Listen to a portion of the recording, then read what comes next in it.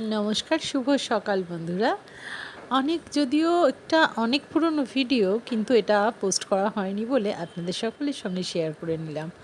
এটা ছিল আমার নীলষষ্ঠীর পুজো করেছিলাম যেদিন ঘরে, সেই ভিডিও।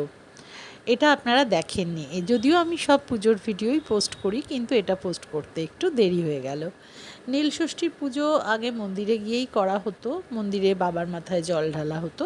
তখন আসলে বাড়িতে শাশুড়ি মা, জেঠি শাশুড়ি, আমরা সবাই মিলে যেতাম। সেটা একটা আলাদাই আনন্দ ছিল, আলাদাই।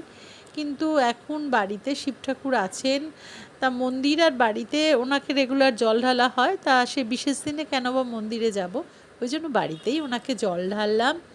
জল ঢেলে নীলষষ্ঠীর যে ব্রতকথা আছে সেটা পড়লাম। আর এই নীলষষ্ঠীর ব্রতকথা নিশ্চয়ই আপনারা সব জানেন।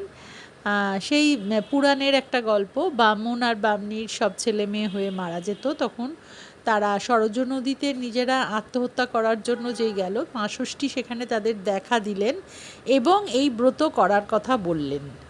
ওরা তখন দেশে ফিরে এসে এই ব্রত করলো, ব্রত উদযাপন করলো। মা ষষ্ঠীর কৃপায় তাদের সকল সন্তান সন্ততি ভালো হয়ে গেল, আর তাদের কোনো ক্ষতি হলো না। এই হচ্ছে নীলষষ্ঠীর ব্রত কথা, আপনাদের সকলের সঙ্গে শেয়ার করে নিলাম।